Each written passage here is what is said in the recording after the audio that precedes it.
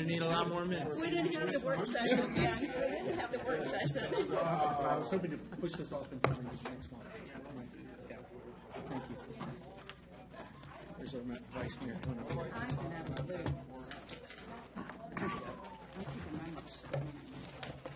Did you read your packet? I did read my paper. I read it very thoroughly. And by the way, I already read it. As did I. Need a lot more minutes. We didn't have the work session, yeah. We didn't have the work session. I was hoping to push this off. Everything in green. There's our vice mayor.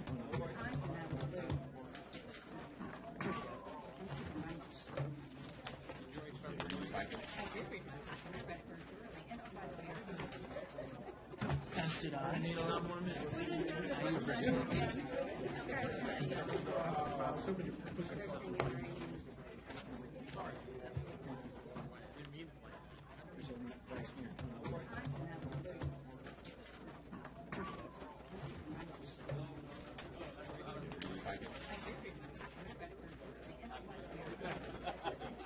As did I. Need a lot more minutes. I was hoping to push this off. There's our vice mayor.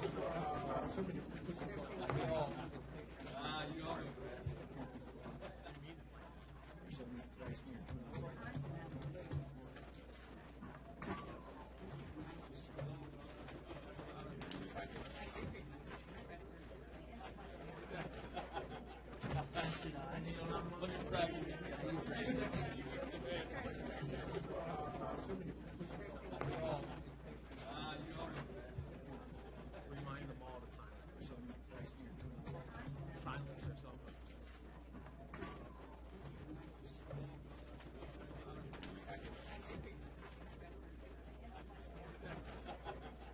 As did I. Need a lot more minutes.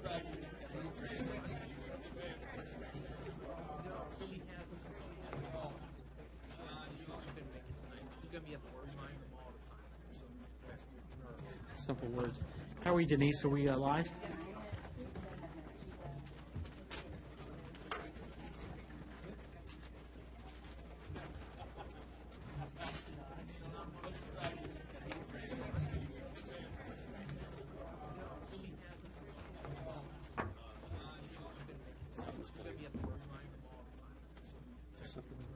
Simple words.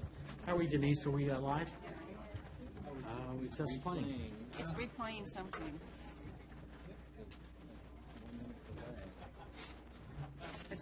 Yeah, because the speakers are coming out of the overhead. That would be very confusing as we go through the meeting. That those of you with deep booming voices might have to back away. At the ARB meeting, it was that. Simple words. How are we, Denise? Are we live?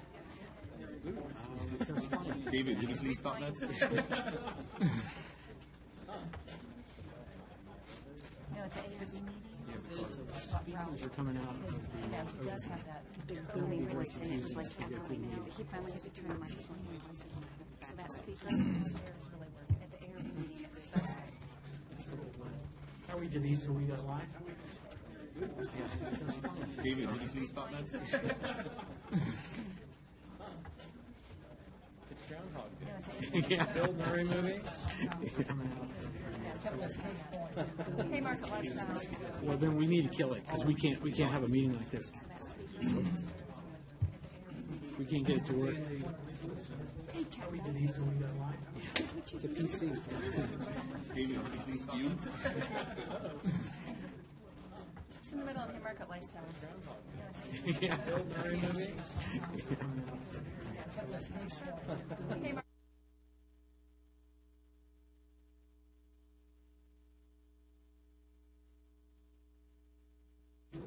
Hey, Terry. David, did you please stop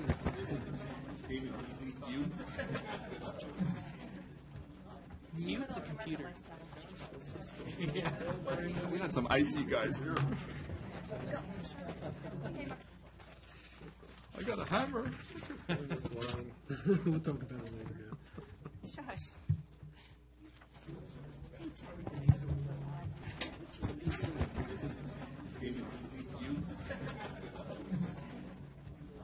Mute the computer. we got some IT guys here. I got a hammer. We'll talk No, about there it. was. It talks about the setbacks that can have been dealt with. Station 4K, that's a resolution? Yes.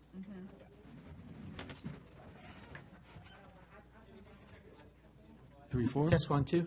Yep.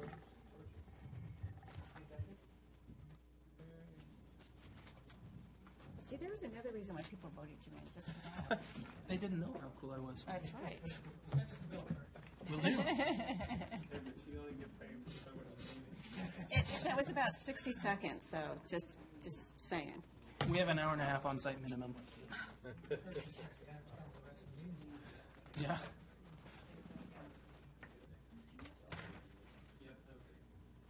Poor Jen. Oh, okay. Okay, we're going to try to start this again. Go ahead and call the meeting to order. If I could have roll call, please. Here. Here. Aye. Here. Here. Here. Here. Great. Next, I'll ask Chris Morse if he could give our invocation for this evening. I'll stand. Let's pray. Father, thank you. Thank you for the opportunities that we have to serve you in this capacity. Father, for the opportunities that we have to serve the residents of this town. Father, we pray that the decisions that are made here as a body, that it would reflect, first, glorifying you, and second, in the best interest of our citizens. Thank you again for the way how you direct the affairs of man, and you're the one who puts government in place. We worship you, and thank you for giving us life. In Jesus' name, amen. We could all continue to stand for our Pledge of Allegiance.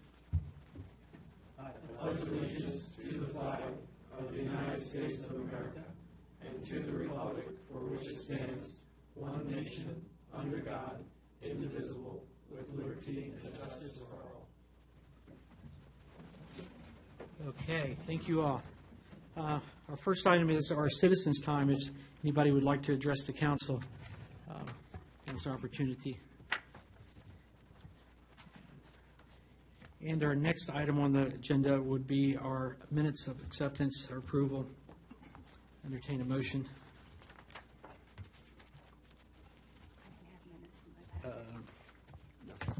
Mr. Mayor, you actually do not have minutes. They will be in next month's agenda packet. We apologize. We've been dealing with a little bit of illness. Just didn't get it together in the packet this month. So you will have those minutes for next month. Okay. All right. Our next item here, I'm going to switch things around. We have two special guests that I'd like to introduce tonight, Elaine and Martin.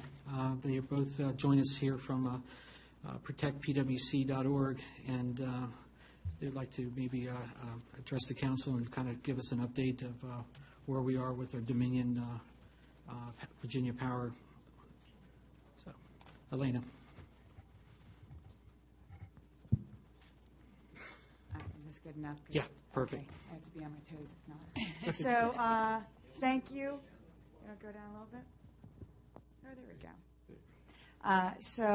First, thank you for inviting us. Martin, I really appreciate the opportunity to come here and speak with everyone. My name is Elena Schlossberg, and I'm the executive director for the coalition, which really just means I'm just the front face that you get to see, but we're all just a bunch of neighbors that have banded together to protect the community, and that is our number one goal.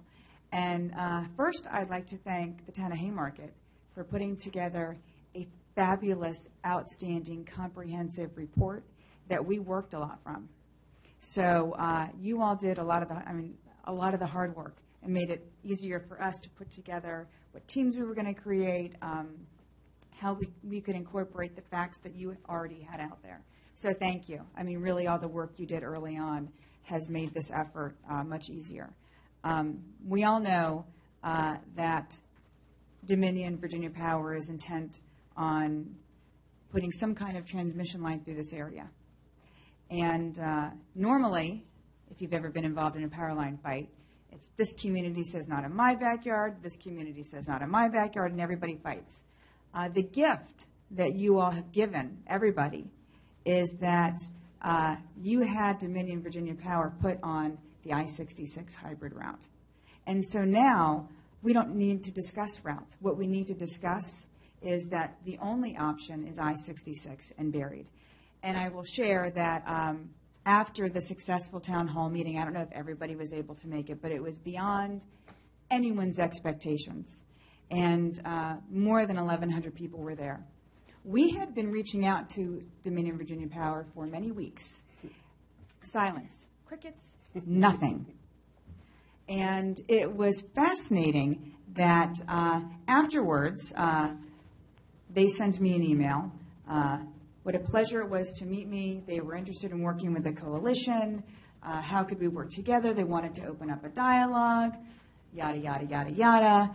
And my response to them was very brief. Thank you for reaching out to me. The community has made it very clear. There is only one option that we will support, and it's I-66 and buried, so there's really nothing to discuss. And if you had any other communication, you're more than welcome to send it to me, and I would forward it along to everybody. So I'm pretty sure Dominion Virginia Power understands that we are all together. And since that time, the groups that have signed on to the coalition has grown even more. We've got Heritage Hunt, we have Regency, we have Dominion Valley. We have probably more than 10,000 folks if you look at the totality of the people who live in those communities. You have the town of Haymarket. I think that there is clearly a lot of pressure, and Dominion Virginia Power is feeling it.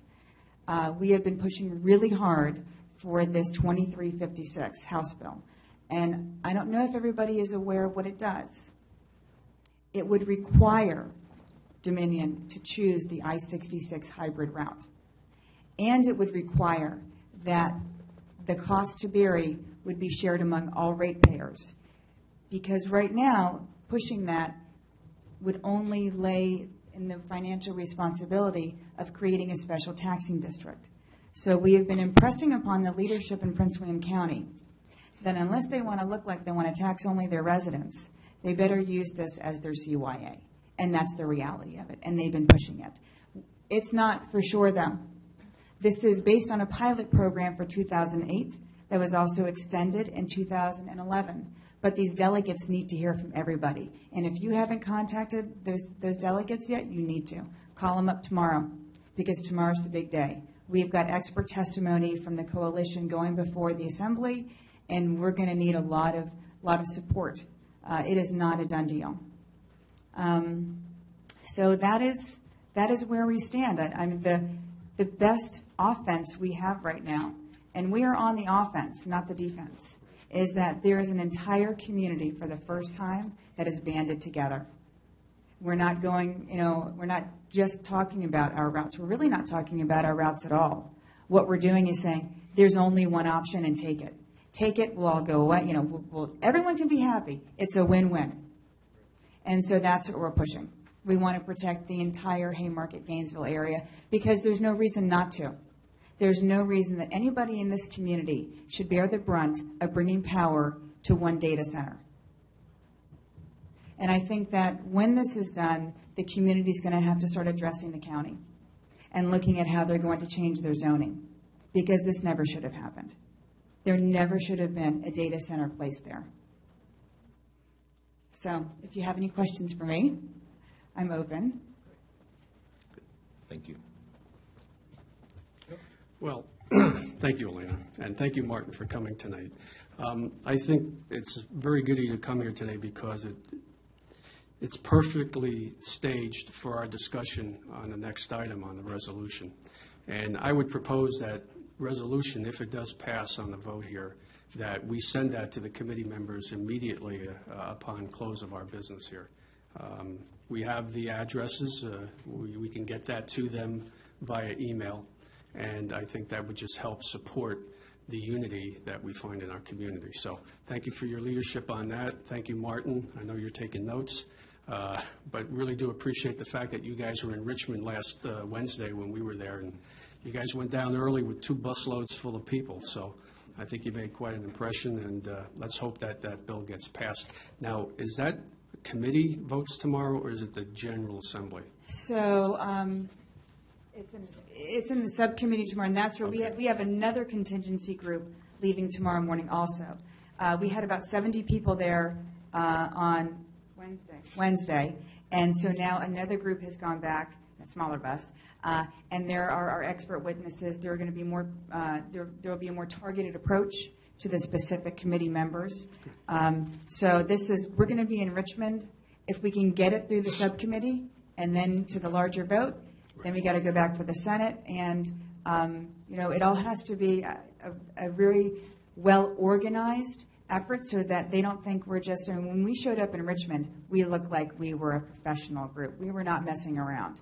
And Dominion Power has to understand that they will make their lives so much more difficult if they don't play nicely. And we can stretch it out for as long as they need us, to stretch it out. So it's in their best interest to just choose the easier route. And the more we present we're willing to take this to the nth degree, the more likely it is they're going to capitulate and just say, okay, fine, we'll take that 66. We're going to make it easy for them to take that 66, right? Anybody else? Other questions? No, Joe said it all. Joe said it all.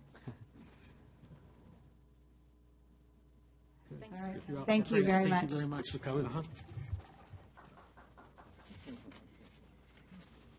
Okay. Our first item, page number 34 in our packet, is the resolution.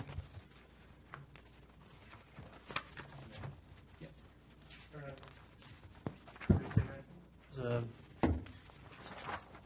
I think in the first whereas, before you start to begin to look at it, I believe you want to say substation to serve a customer west of the town limits, not north of the town limits. Good catch. Must be an Army guy. That's what we do. I'm with the government. I'm here to help. Thanks for that input. Discussion regarding the resolution? I think it's timely. Okay. Anybody would like to tackle this? No. Yep. Resolution 201-50202-1, resolution of the Town of Haymarket Town Council to express support for Dominion Virginia Power's public input alternate preliminary route north of I-66 if the transition lines are constructed underground. Whereas the Virginia Electric and Power Company, doing business as Dominion Virginia Power, DVP, has proposed a 250,000 volt transmission line, referred to as the line, and substation to serve a customer west of the town limits. And whereas DVP has proposed several routes for the line, each of which would likely impact the town and its citizens, and whereas the town's planning commission has prepared a report and finding dated December 8, 2014, analyzing the various proposed routes and their likely impacts on the town and its citizens, and recommending opposition to all of the proposals as presented by DVP, with contingent approval of the public input alternate preliminary route north of I-66, provided that the line is constructed underground. Now, therefore, be it resolved by the Council of the Town of Haymarket meeting in regular session this second day of February 2015, that the Council does hereby, 1, support the construction of the DVP transmission line along the public input alternate preliminary route north of I-66, contingent upon the line being constructed underground, and 2, oppose all of DVP's proposed transmission line routes as presented by DVP, as well as the proposed distribution lines that include double-stack towers throughout Washington Street within the town. And 3, direct that this resolution and the Planning Commission's report be forwarded to DVP, the Virginia State Corporation Commission, the State House Delegate of the 13th District, the Honorable Robert Bob G.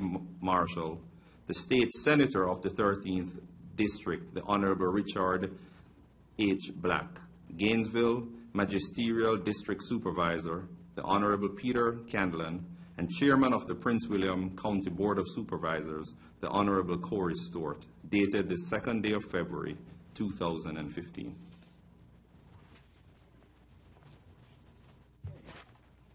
Motion that, I'll second that. okay, great. Discussion along the motion?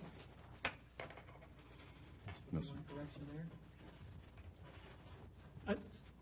For everything on the record, Councilmember Morris said 250 kilowatt. I believe he meant to say 230 kilowatt. And Excuse me, kilovolt, and now I can't even speak the language. and also, just to be clear, it's the route north of I-66, but we did change west in writing, right? West of The town the limits. town and its citizens? Just the Yeah. customer. Yeah. Good, good, okay. I'm fine with that. Thank you. Both the 13th House District and the 13th Senate District? That is correct. Okay. Looking at that. Yeah, it is. Okay. Any further discussion on the motion? We can have a roll call vote, please. Yes. Yes. Yes. Yes. Great. All right, we'll see about getting that signed and moving forward with that. Great, thank you. Thank you. Our next item on the agenda is our trespassing ordinance. Chief Smith, if you want to get up here, if we had any questions, I think.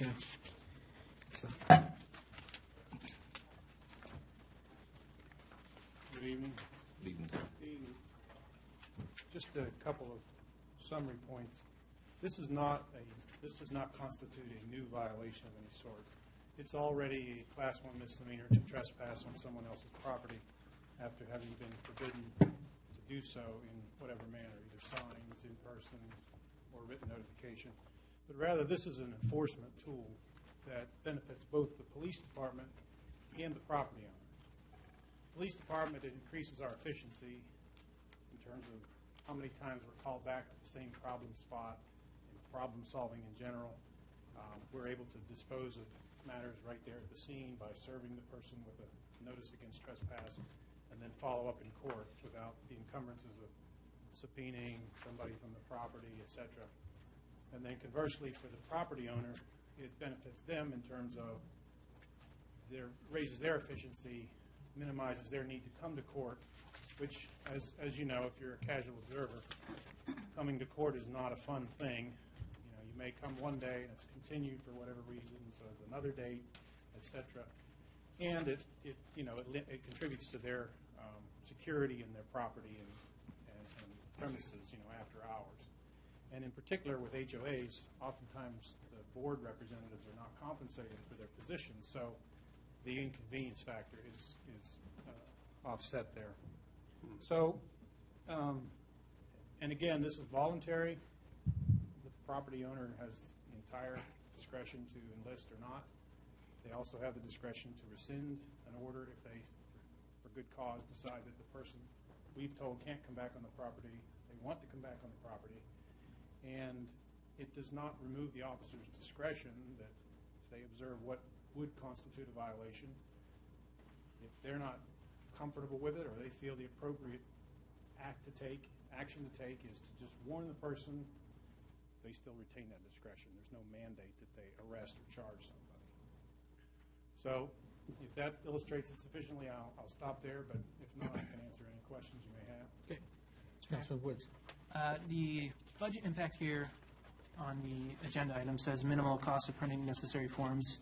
However, if we're sending officers to court, is that going to also have an impact on the budget based on their time in court on behalf of the owner? No. They would be there either way. If the conventional present state of affairs was pursued, they would still have to be there. Okay. And also, the officers all go to court on the same day, and it's just a matter of how long the docket is on a given day. Okay, thank you. Yeah, since Chief, since this is voluntary, how is it that the businesses are informed of this added benefit from the town? Is it something where the town police department will go out to each business owner? Not that thoroughly. We'll reach out to the ones we think or that expressed interest in the program that was in place in the past as a starting point.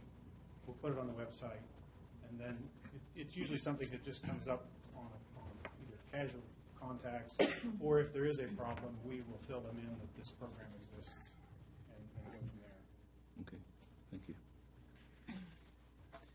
Hey, Chief. I noticed that it said that it's been proven effective in Manassas and Prince William County. So when we do a measure of effectiveness, how is that factored? I'm Well, it's just anecdotal, curious. of course, but you know, I can speak to many personal experiences with the county's process in communities where there was problems. You know, it attracted the wrong crowd, drug activity, and things like that. Some of those historically were very problematic, and this had a big impact in reducing those quality of life kinds of things, as well as in some communities, the things that come from drug activity and open air markets and, you know, violence that sometimes follows. Okay. Vice Mayor? Could you speak to the Green Hill Crossing issue as being part of it in Prince William County and part of it in Haymarket? Would this be only available in the Haymarket portion, or No. could it be in both portions? Great question. It's actually already in place in the county, in the portion that's outside the corporate limits. So by us enacting this, we'll come into alignment with them, with what's already there in Green Hill. Okay. And then, would it have to be a combination county, Haymarket Police disposition of something in Green Hill Crossing, depending on where the boundary is, or could one or the other take over it in the whole area? The enforcement could, for the town police, the enforcement can work within the corporate limits and within 300 yards of the corporate limits, beyond those corporate limits. The county police have arrest authority in either, so it would work seamlessly for them, a little less seamlessly for us, although most of the rest of Green Hill Crossing is close to, if not within that 300-yard extension, I would suspect. About 900 feet, so, yeah, other than getting all the way down Red House Road, it might, at the end there may not be, but, okay. All right. Any other questions for the chief? Otherwise, I think we have a draft recommendation. I move to adopt the attached ordinances numbers 30-5.1, 30-5.2, 30-5.3, and 30-5.4 to amend the town code. Second. Second by Mr. Passanella. Any discussion on the motion? Take a roll call vote, please. Yes. Yes. Aye. Aye. Yes. Thank you, Chief. Thanks, Chief. Our next item is Marchant, the very thing for her sign. I'm being instructed to be brief. That was supposed to be for you. This zoning permit was submitted to the town last year for the very thing for her. It made its way through the process. I had reviewed and approved it as the zoning administrator. Also went through the council or the town's ARB. Certificate of appropriateness applications are valid for a year, so that application is still within the year review period, or validity, excuse me. The council, as the owner of the building, had gone into closed session, and their action after that closed session was not to approve the permit in its capacity as the landowner. I think now, being a year later, whatever the nexus was for at the time has since passed, and we would recommend that you go ahead and authorize the town manager in this instance to authorize the sign to be installed on the building pursuant to the standards of the permit. So, Any questions for the town manager or Marchant regarding this? Yes, sir. Vice Mayor? Could you refresh our memories as to what the issue was? I believe that was a closed session discussion at the time. I was involved in it, but I can't remember. I think what's important to say is the issue, whatever the issue, is no longer at issue. And again, I think there was a period of time where we were transitioning to having the manager sign as the authorized agent for the property owners. And for instance, you saw Washington Street Realty, when that sign came through, Brian signed on behalf of the town, and that's the way we've handled most transactions by the various tenants. And this is simply wanting to mimic that at the time, the council was weighing in on applications that affected the property. That's no longer the case, and so because council had taken a formal action on this one, we just wanted to make sure we came back on the record and got your authorization as the landowner to erect the sign. Yeah, and either way, all the council members voted, except the one person who was not there. But my question is, how long has this sign been down? It's been down since the application was submitted last March. So for close to a year, we've had a business in our town that wants a sign up, and the council has voted for the sign not to go up. The council, as the landowner, chose not to allow that one particular sign, yes, sir. Okay. Yeah, if I can remember any of the discussion, I don't think it was closed session, but I think it was open session, that there was concerns about screws going into the wood or something to that effect, that putting the signs up, if that brings back any kind of memory about it, that they were, that they were concerned about, that when the sign's removed, that you can't patch a hole and repaint the piece of wood that's there. But there was concerns about things being screwed into the sides of the buildings. But there again, I share your concern and your. Because here we have one of our tenants, and if the problem was screws, because when I went back to review this document, they had submitted their application. It was the wrong size, and the very same day, the zoning, it was approved. That means they went back, they were proactive. They wanted their sign up. So here we are as their landlord, and for close to a year, they have been sitting without a sign advertising their business. Well, they do have the sign out front. They do have the one sign in the front there. But I think there was kind of a hiatus where the applicant didn't really know what opportunities or what options they had moving forward. I did meet with Lisa, the woman that submitted the application, asked her if that was a sign she still wanted to have, still within the period of validity. And so again, simply getting your go-ahead for Brian to allow it to go up. Yeah, where's that motion? Question. So, no question, but I guess it is a question. So it meets with all of our standards. Our officials have reviewed it. It's gone through the process, and the recommendation is that we approve it. Correct. So we didn't have a formal motion in the packet specific to this. It was simply giving direction to the manager to sign or to authorize it on your behalf. Good. Mr. Mayor, if I can. Sure. Just let me clarify. One of the things is with this particular case, typically in most of our leases, when it comes to any kind of improvement, whether it be signage or anything to that effect, the applicant still has to go through all of our proper processes. In this particular case, they're going through the ARB and met zoning.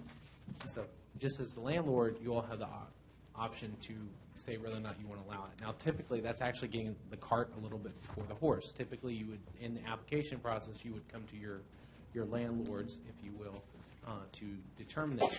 Really, in essence, what you're looking at is, does this application go completely against what is allowed? And that's what we would really be looking for. If they were looking for something that we clearly don't allow within our code, then there's no reason to keep proceeding forth in the application process.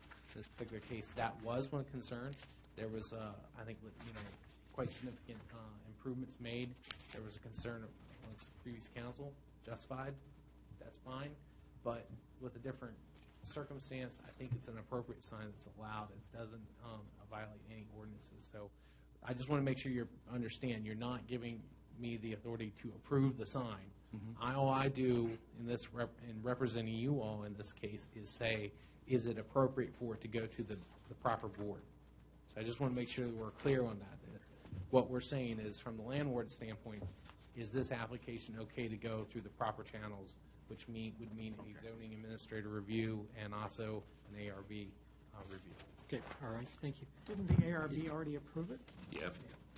They did. Like I said, I think in this particular case, the application went in front of the ARB.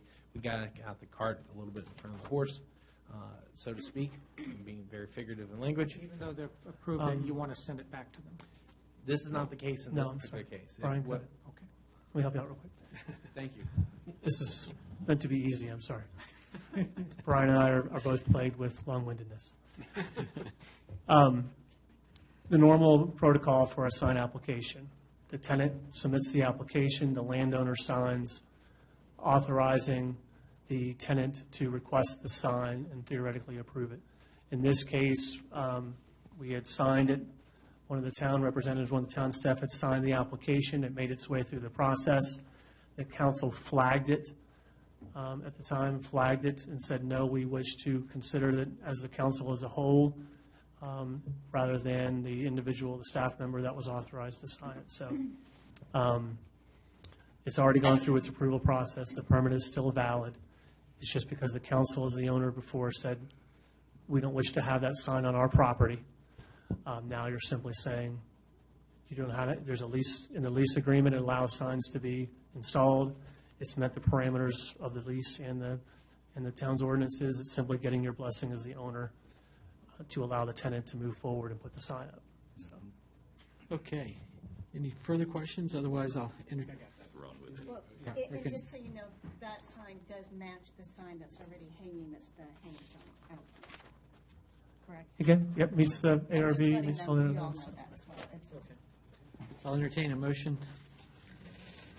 Really, I don't know if you really need a motion, it's just you all can vote to authorize me to sign off on. Okay. I move that we direct the town manager to go ahead and take this application and move forward with it, with our approval. Okay, there we go. Second. Seconded by Councilman Morris. Any discussion, further discussion? Can I just ask one question? Sure. Is it typical to take 11 months to get something as simple as a sign approved? No, it Okay. does not. That's all I need. That's a long time. Okay. No further discussion. All in favor, say aye. Aye. Anyone opposed? Motion carries. Thank you. Abstain. Oh, we have one abstention. Abstain. Yep. I work over there. All right, item number D. Brian, I think, were we going to defer this? We just got this presented to us. Abstain. Mr. Mayor, I'd like to comment a little bit to it, just so you all Sure. know. I do apologize. I didn't notice until this morning that the fiscal policy that the Finance Committee has been working on, has produced, was not within your original packet. So I'd recommend, I've left a copy for all of you all, if you haven't already received it, for you to read. And at this time, I just recommend that we table the item until next month. Okay. All right, no If you have any objection? questions about what this is dealing with, I'll be happy to answer those, but it might be hard without reading. Any questions for Brian? If no objection, we'll just put this on next month's agenda. Okay. Our next item is appointments. I'm going to go ahead and also ask the council to consider putting this on next month's agenda. I understand we had some, of course, we had some employees down this week, and I don't think we've had an opportunity to post any of these new ones. And I've got one that actually just came to me this evening asking to request that it has not made the packet. So if there's no objection, I'd like to put this, defer this until next month. Okay. Could you repeat that? Sure. That, I was the- reading the- ahead. The town hasn't been able to properly advertise because of the staffing. We had some staffing issues, so we haven't been able to get our website with advertising these new positions and stuff like that out. Is that correct? The most recent one, what I was going to say is, why don't I just run through the appointments, and then that Sure. way, what I would recommend is that you could take the month, unless you have someone, that you want to go ahead and appoint, you can start that, because those have been advertised. Currently, we have 2 appointments on the town's Board of Zoning Appeals. Mr. Day had resigned from the BZA and has taken a spot on the ARB. And then Mr. Ring's appointment is up for renewal. His term expires. Mr. Rings has indicated that he's willing to continue to serve, but that's up to you. To make a recommendation to the general court. We also still have a PC, Planning Commission appointment to be made. And then just recently, Ms. Jarbeau, who has resigned from the ARB, as she's anticipating a move out of the state in the very near future. So we would need to fulfill an appointment to fulfill her current term. Right. Councilman Woods? Is that a question? Is it typical, because I believe Mr. Ring is also on the ARB, is that correct? Mr. Ring serves on the ARB as a liaison from the Planning Commission. Okay. But he is serving. PC, he's on the PC. He's appointed to the PC and serves as a liaison to the ARB. And this is allowed within the code. Okay. But that is serving on 3 different boards. Gotcha. Okay, Councilman? Yeah, so his appointed position expires, it says here, at the end of January. That's correct. So. Saturday.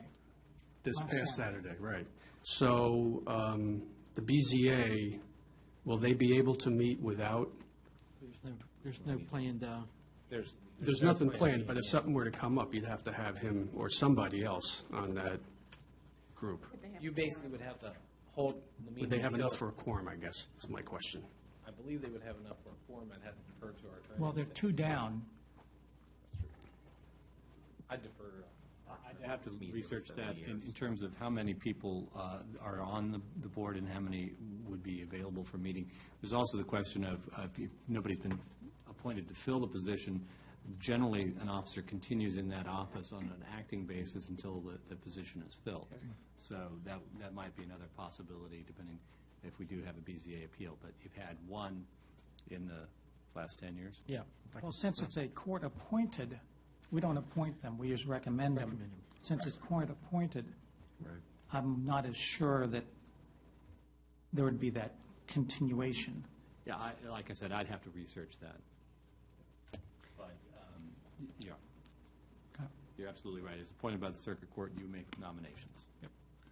So when do you think you'll be able to post these things on the website or get them all? We anticipate this week. Okay, all right. So most of them all have been advertised. The only thing that hasn't been advertised is the ARB position. Okay, all right. Like I The said, BZA's been advertised? Yes. So, Okay. to the best of my knowledge, it has been. Okay. And if we haven't had any interest yet, Well, and Ralph is interested in reapplying for it, he's got the experience for it, I see no reason to wait. yeah, I do have one, I don't have the information that came out this evening that asked to be considered for the BZA, so I was going to forward that to Jen. So that's the reason why I was thinking about putting this off until next month. Well, but there's And then- 2 openings, Yeah. so we reappoint Ralph, and then next month, we appoint somebody else, and if there's more than 1 people to choose from, that's great. Ralph's already proven himself on the BZA and other committees and that, so I'm willing to go forward with Ralph's nomination now, and that, get the BZA back up to staff. Well, let's hear from some of the other council members as well. Mr. Pasanelli, do you have comments? Well, yeah, I do. I think we're going to have to get out and beat the bushes a little bit here and get some folks involved if we can. Personally, I see it as an issue of diversity and getting more voices in the town government and getting involved. Now, how we do that, just by advertising alone probably is not going to do it. We're going to have to get out there. No? No, it won't. Oh, okay. We'll have to get out there to Yeah, I think drum up interest. we need to get out there and drum up, as you say, drum up the interest. And frankly, I'd like to see some more diversity on some of the boards and commissions. That's my opinion. And, he's already on the PC and on the ARB. Now, that may qualify him to be on the BZA, no doubt, but I'd like to get some more voices. And for me, it's that issue of inclusiveness and diversity that's challenged here, and we have to, I think, do a little bit better job of getting more voices from our residents in town. That's my position on it. Okay. I agree. Councilman Connor. I agree with that. I think we should table it and go out and talk to some people in our various communities and see who'd be interested in serving. Okay. We do have a newsletter, I think, that's coming, hopefully out as well, coming soon. Yes, but Yeah. once again, we've been a little bit under the weather. So I understand. but it's in the works. Right. Yes. Yes. Councilman Woods, any thoughts? None other than my esteemed colleagues have already said. Okay, all right. Ms. Swinford? I have no problem tabling it till the next meeting, just as long as we know that we're not holding the BZA up from making any decisions, which I realize, once in 10 years, but it has recently happened, and there are new things developing in our town all the time. So as long as we know that that's the case, then I'm fine tabling it until we get all the names brought forward that are interested. Okay, all right.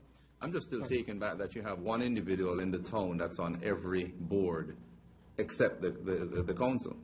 And I think what Joe said in just having diversity, we need that in our town because the decisions can be easily influenced by any one person. This may not be the case, but we do need to wait and get more people involved. And I know we can. We can get more people involved. We just probably need to pound the pavement. Yep. All right. Okay. Moving forward, our department reports. Town engineers report. Holly, thank you for coming this evening. On the enhancement project, regarding the completion date or request for time extension, we have still received nothing, neither an appeal on the first request nor have we received a second request that I was expecting. The contractor is in the process of doing the final punch-out items. Some of the items I know that are left is we're having some problems with the street lights staying on, if you've noticed that. And in addition, I've taken some issue with some of the stamped asphalt that wore off rather quickly. I don't know if anybody else saw that. That's going to be a weather issue. So since we're at this stage, we're already getting to the point where the contractor's meeting with VDOT to go over what are the final outstanding issues. And I expect these things to be coming to a head over the course of the next month of getting everything resolved. In the meantime, the liquidated damages has not been capped. So that's kind of where the enhancement project. But if you ever, hopefully you've driven it at night, it's actually really pretty to see all the lights lined up. When they're all on at the same time. Yes, that's true. But we are aware of that issue, and they are working on their end to figure out what's happening with it. The power supply they've determined is accurate, so they're wondering if this supplier had some issues with some of the bulbs. And oddly enough, it was either today or yesterday, I noticed that there were 2 street lights on during the daytime and none of the others, just 2. I wonder if there's the 2 that are out. In front of, are they over by Ms. Leonard? No, they're actually over by the empty lot, past Giuseppe's. Okay. They were in that area. There were 2 that were on during the daytime and nothing else was on. Not aware of that, so. Yeah, I meant to bring that to your attention. Didn't know if that was part of this wiring issue and timing. Well, and that might be the timing issue. So anything like that, please, if you notice anything like that, because I'm not always here at all times of the day and night, please let me know. But it is beautiful when they're all it on. Is. It really is. So that's where the enhancement project stands. On the I-66 Route 15 interchange, on Friday, I was able to send you out the comments and responses from VDOT. It did not have enough time to have a separate agenda item, so I recommend you review those, and we would go over them next month to give you an opportunity to actually take a good look at them. I sent both a short version and a long version. Go over both, or whichever one interests you the most. And maybe we can talk about their response about the pedestrian access as well. Yes, I gave you that earlier. If you wanted to go over that now, if you want to go over that in the future, or well, let's do it all at once at the work session. That would be my recommendation, and then we could be prepared for the whole thing. Okay. So I just want to make sure everybody did get that in their email boxes. On the pedestrian improvement project, the engineer has submitted and have received the preliminary field inspection plans. In addition, we've already scheduled a utility field inspection with VDOT, the engineers, and the utility companies, and this is to extend the sidewalk down. On the I-6, and then the I-66 corridor improvements from the Beltway from Route 15 here. There was a a citizens information meeting held last Wednesday over here at Battlefield High School. This is regarding adding the express lanes along the 66 corridor. I will say that if you're interested and we're unable to attend, there are still 2 more meetings. There's one tomorrow night at Oakton, and then one Wednesday evening in Fairfax at the Northern Virginia District Office. Stop by and see me because I live real close by now. Also, if you're interested, there's a website that is up that shows everything from the public meeting as well as the opportunity to comment. This is just a very preliminary stage of the project. There will be an additional public hearing in early next year. Construction is not anticipated to begin until 2017 and not completed until 2021, and that would be at the earliest when tolls would be collected. They're hot lanes, so they're like the Lexus lanes. Would this be the same company that is doing the hot lanes on the Beltway? There has been no company chosen. The contractor is not. It is a public-private partnership. But it has been no company to that part has been identified. Only the design, the preliminary design, they have to get to a certain point. And I have my little meeting here. They do not intend to award the contract to a private firm for the actual construction and financing until December 2016. So they're still in the preliminary stages of design. I thought Lane was already approved. Well, they have to go through the design process. They have to get the public input. This is the public input process. This was the first set of meetings on the project. So yeah, it's happening, but and it's an important project. The governor considers this a very high priority project, but it doesn't mean that it happens overnight. They still have to get public input. No, Lane, the company, Lane. I thought they were already approved. Okay, that's what you're thinking of is the I-66 widening. So yes, as soon as they finish the I-66 widening and the interchange, they're going to roll into this construction. Right. At this time, they have not identified which side they're starting on, whether it's going to be towards the Beltway or out this way. Right. Good luck with that. Mr. Mayor? Now I'm sorry. Go ahead, speak. They anticipate finishing the interchange by 2017 Yes, to then start this? yes. And then they anticipate finishing by 2021, no sooner in 2021, and potentially later than that before it would actually start collecting tolls. Exactly. So I need to retire by 2021. So I'm curious. And it is becoming, it's HOV3. So if you have the Flex Pass, you'll be able to ride for free. Otherwise, you can pay a toll. And it's 24/7. So right now, we're HOV2 is only during peak hours. The HOV3 is 24/7.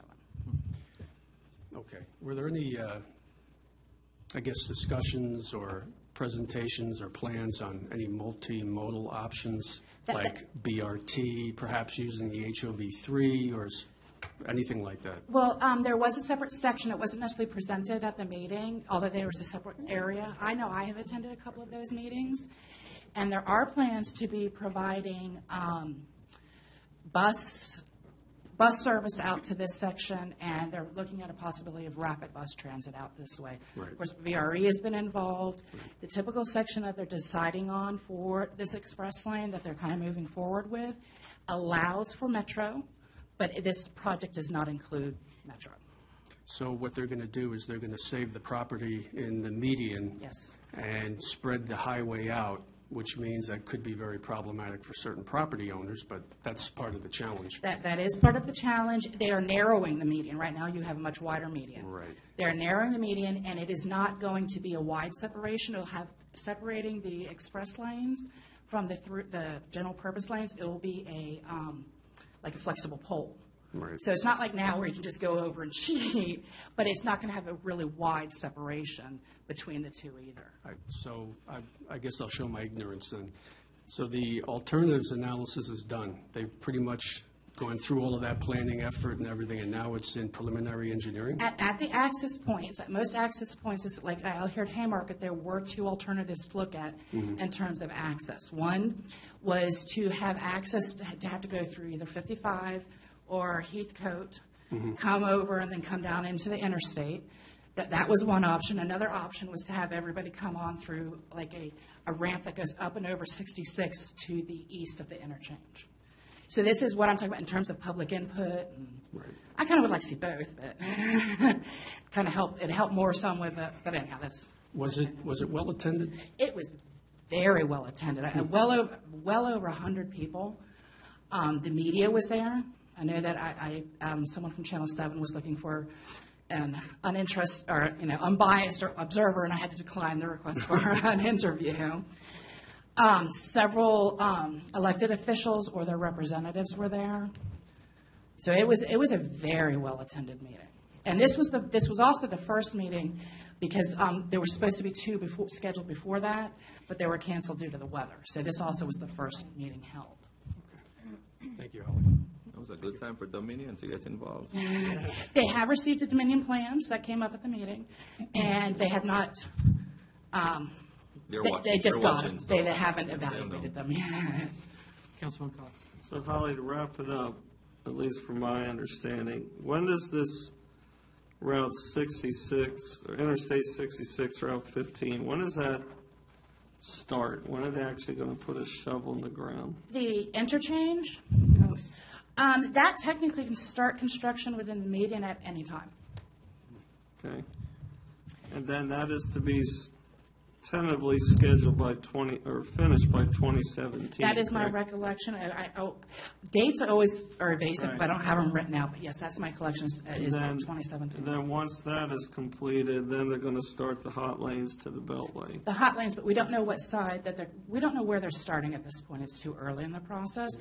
In theory, they could start at the Beltway and work their way out and not get here until 2020. Okay, but regardless of whether they go west or go east or start in the middle or whatever, by 2021 is kind of their completion date. By 2021 is their estimated completion date, and that's when tolls would become active.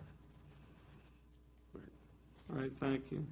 I just want to go on record and say that I hope they don't start the DDI until after 29 and Carolina Road and Cat Harpin are finished. I can't say that's not going to happen. I know, and that would just create bigger problems, I think, for our community and for Gainesville. So, whatever influence we can have on that. Well, as we had started to set up before the holidays, and then with the holidays and weather, kind of got pushed back.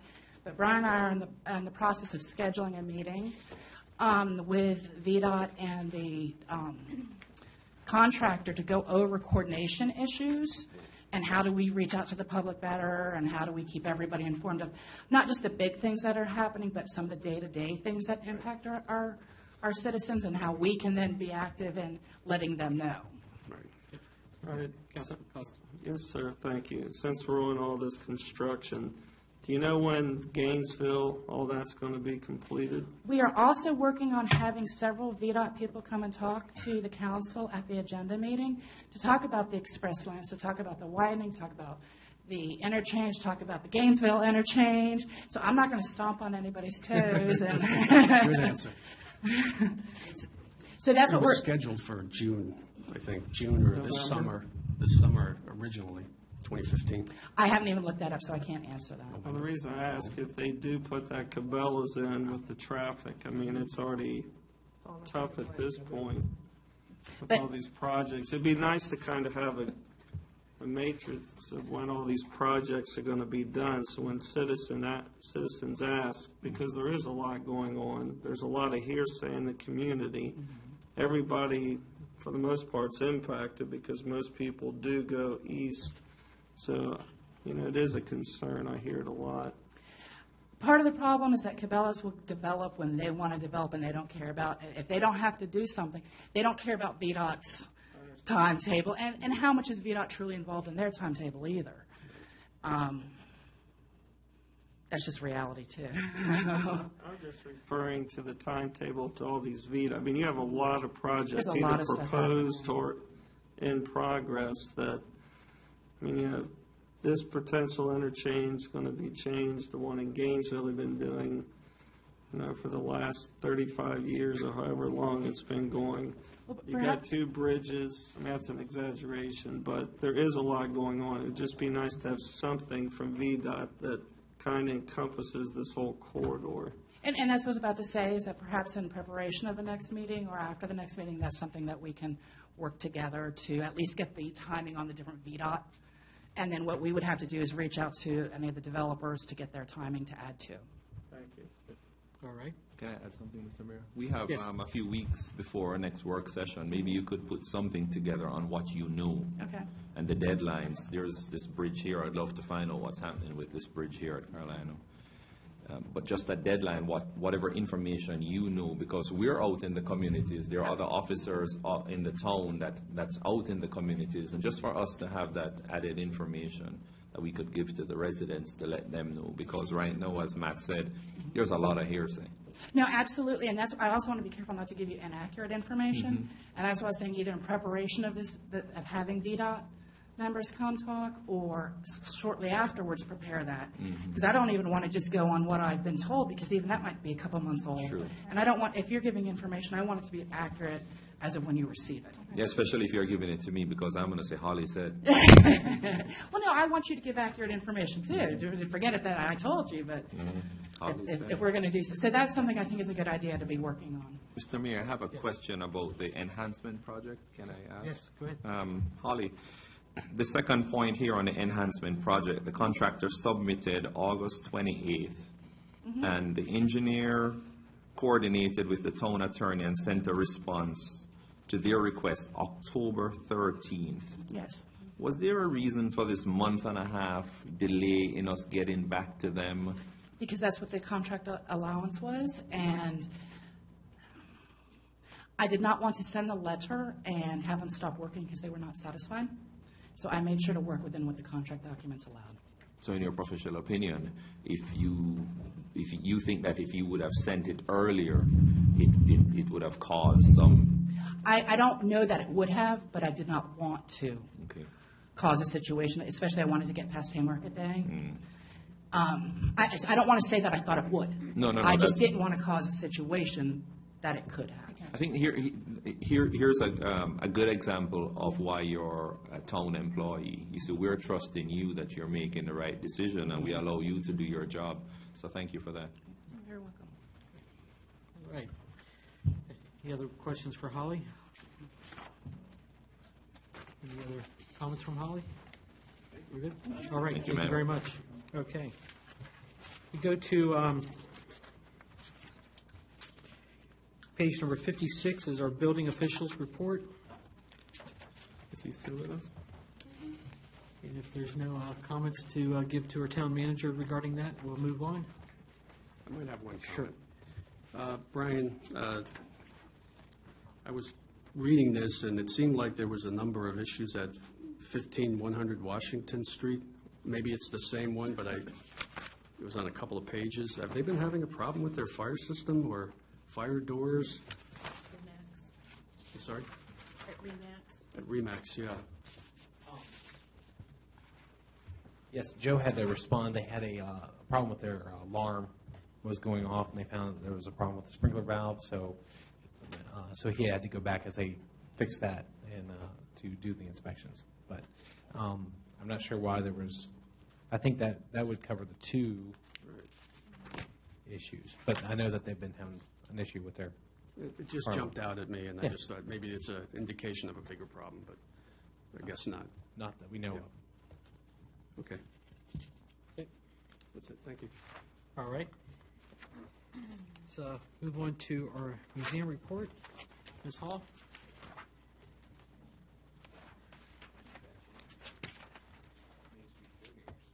Yes. Ah. Get to encompass everything now, Main Street. That's right. That has to be the Main Street Coordinator's report now. Actually, that was my change note that. here. Yeah. I will update you on my report for this month. As you currently know, the museum is closed for the season. Myself and our volunteer staff met last week regarding exhibitions for the 2015 season, which will start with our our Earth Day, which will be April 11th. Some of the exhibits that we are anticipating to do this year would be a schoolhouse exhibit, because the museum started off as a schoolhouse, as well as we will be celebrating the 150th anniversary of the Civil War, because that anniversary ends this year.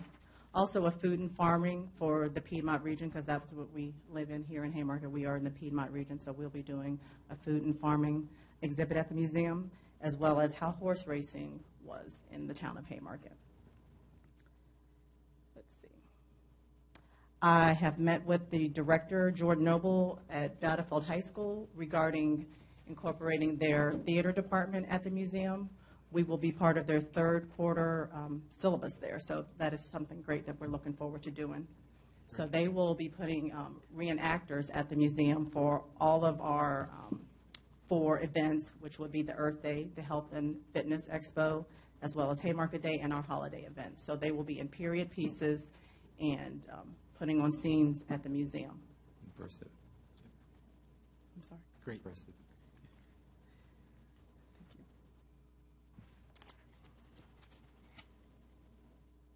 The events committee met this morning, and I want to give you an update as far as our Earth Day event. I did not have times at the last meeting. Earth Day will be held from 8 to noon this year.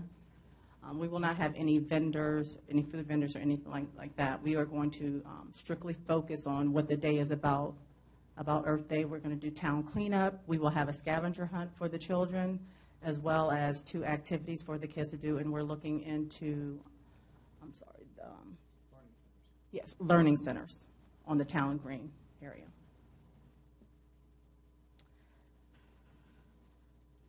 On November 18th of last year, the town businesses have held a meeting here at Town Hall, and that meeting was held in the morning. It was suggested by many of the business members that we move that meeting to later on in the afternoon, such as a 4:35 p.m. start. This would enable a lot of them to participate, because a lot of them had to either leave early or could not participate because of the early start. So I'm asking council if we could possibly move that, which our next meeting will be Tuesday, the 17th, yes, the day after the holiday, that we move that meeting into the afternoon, so we have Just a consent of the council, does anybody have an objection to that? I don't think necessarily we have to move it. We could have 2. We could have a morning one for individuals who could make the morning ones, and then we could have an evening one. Because I know I won't be here on the 17th in the morning. Okay. So, we could probably look at having 2 meetings. 2 meetings that day. Although that could be a stretch on the staff. I mean, that does take a lot out of the staff the whole day. Because it sounds like we were going to do it for 4:30 or 5 for, what, an hour, 2 hours? Yeah, we would start like 4:35.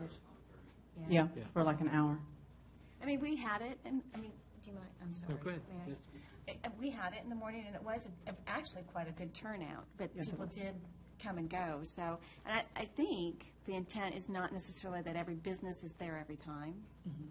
So, I mean, I think just trying it later on to see what the turnout is, and then we can make a decision on whether we need to do both or.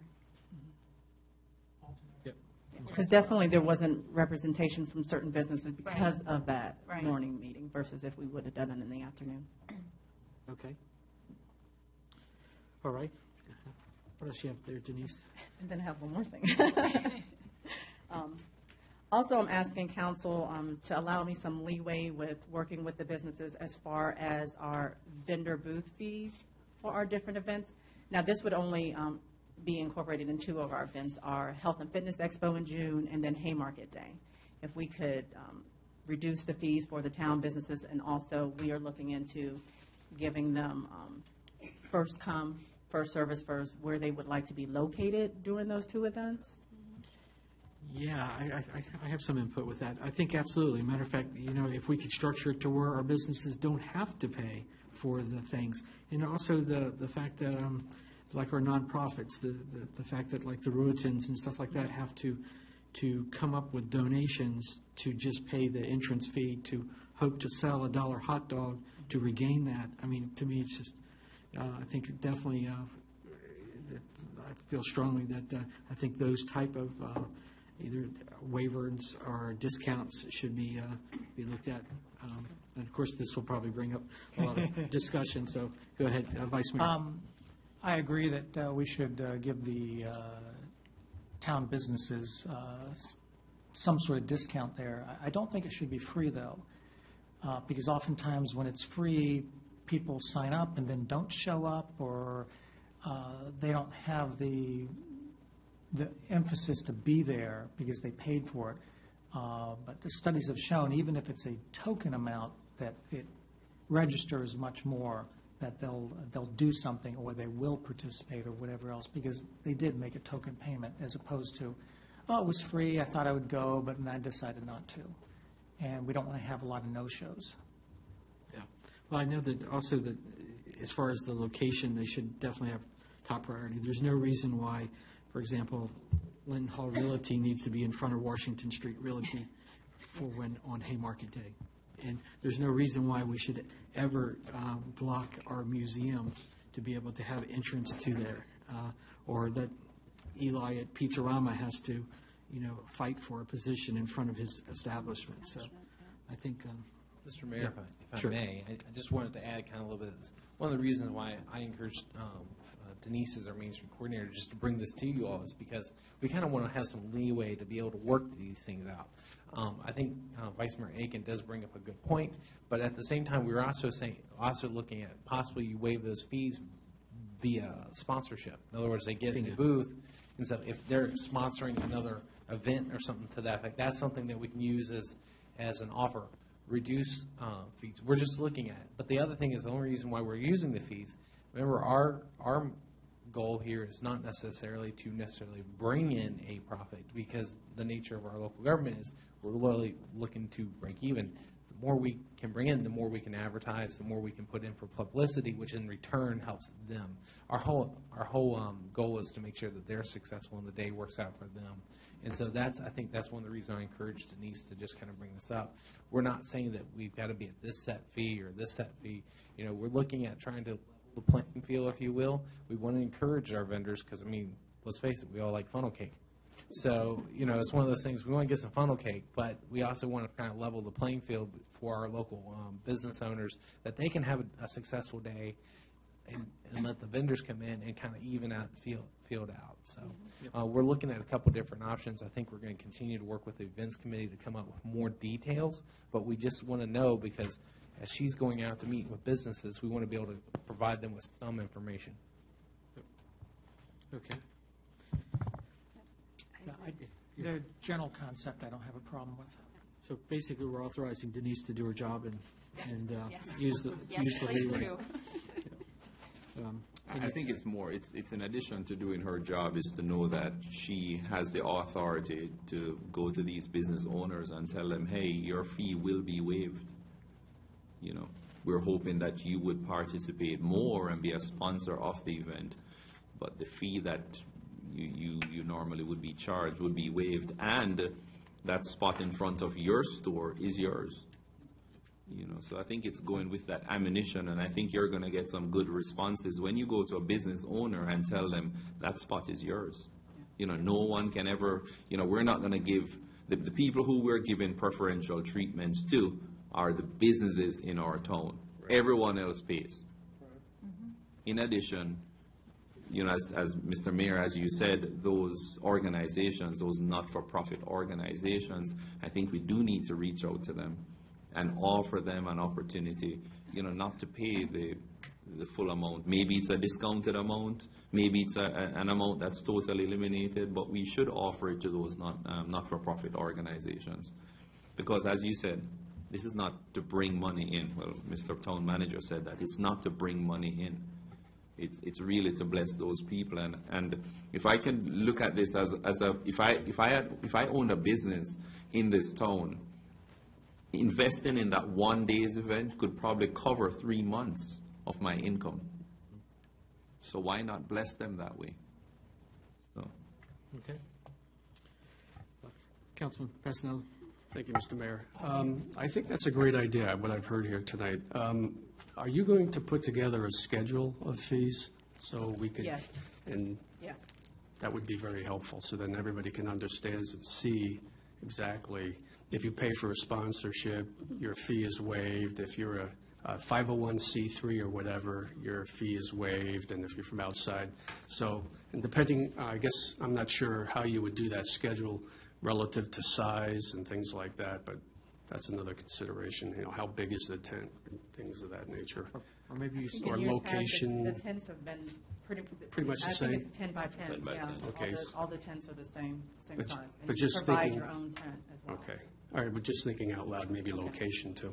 I don't know. Yeah.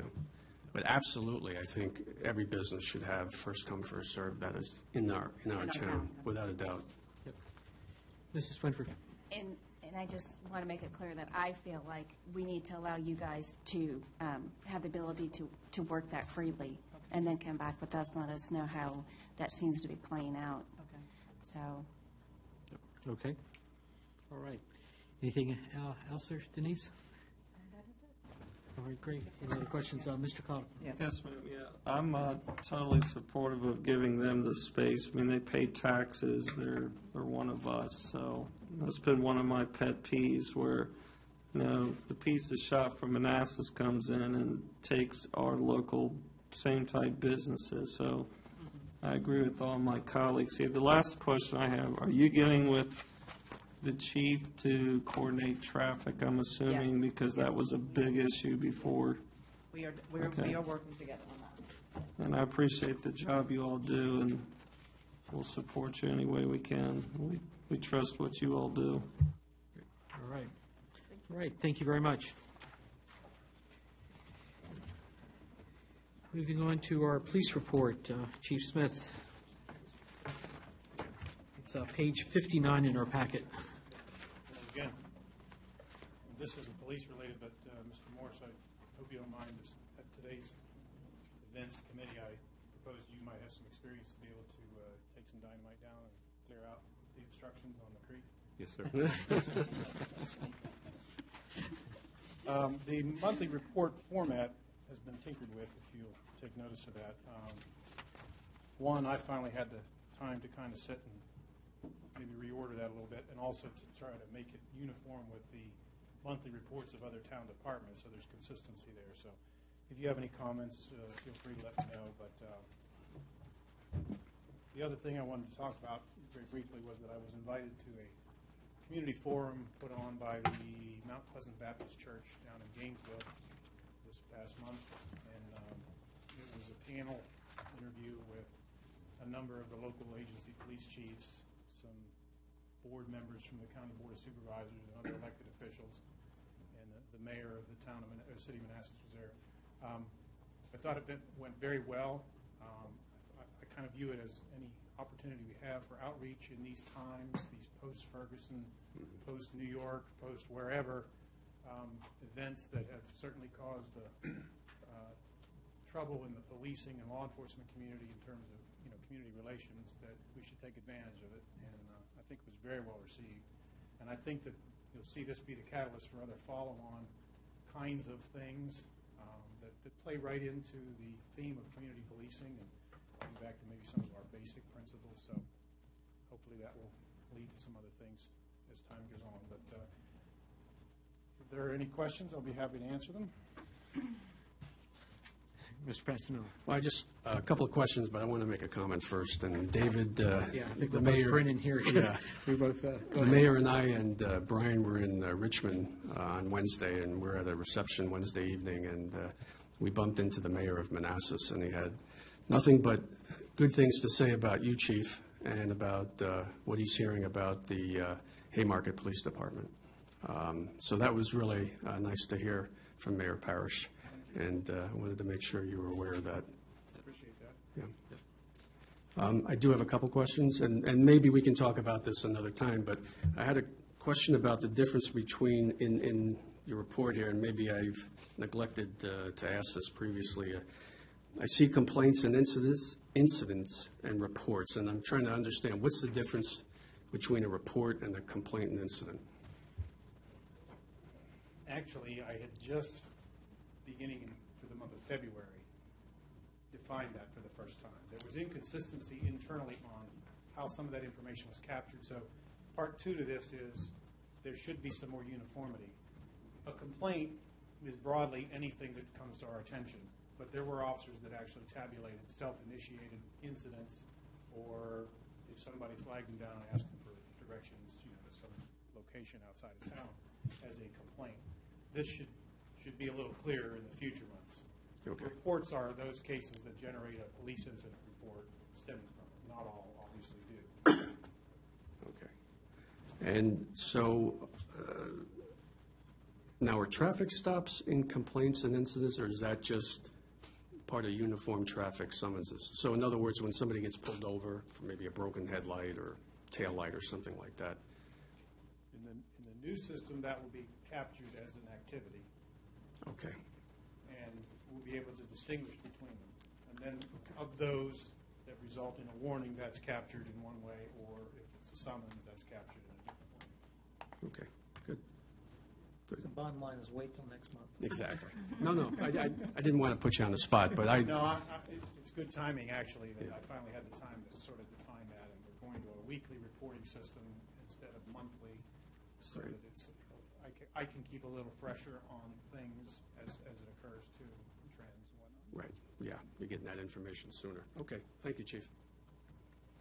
Any other questions for the chief? Just an observation. Do you think it could be useful to have you or an officer attend the HOA meetings to get to know the I'm glad you asked that question, because I would love that opportunity. I did get to finally attend the Green Hill Crossing. I had sent emails to the HOA reps, and I think these were the community managers, which may be somebody that's paid to do that, in the past, shortly after I arrived here. I got responses back that, sure, but then I've never gotten any actual invites. So any of you that have inroads with any of your HOAs, please nag them, pester them, whatever, to get us that invite, because I'd be happy. Or if I'm not available, even the officer that's on duty can come by just to see if there's any complaints or concerns. Great idea. Ms. Swinford? Does that tie into Neighborhood Watch? Because I know Green Hill Crossing, we used to have Neighborhood Watch. Do we not have that anymore? It's kind of a faded. Yeah, faded. I mean, there's, I think, still a certain amount of people that still maybe get the emails or the updates, but an active Neighborhood Watch, no, Green Hills is not there. And is that something that, I mean, perhaps the HOA. communities need to start thinking about as an HOA? But if they come to the meetings, then that's something that might result out of it. We do not I felt better having it. We do not have a formalized program in the town. I see evidence that they did years ago.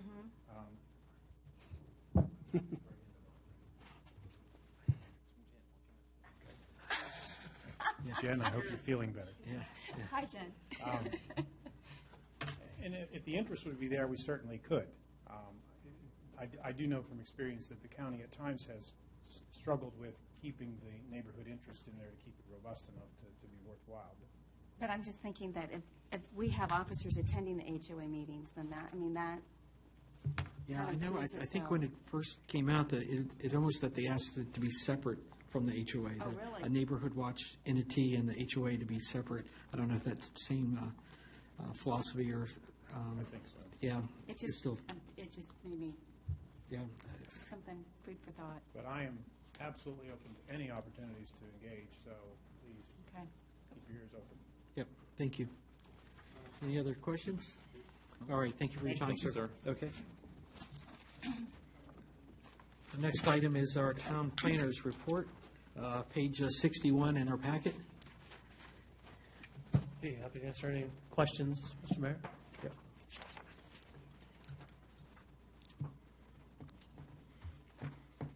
Any change in Chick-fil-A? I should take stock out. There's a lot of interest in Chick-fil-A.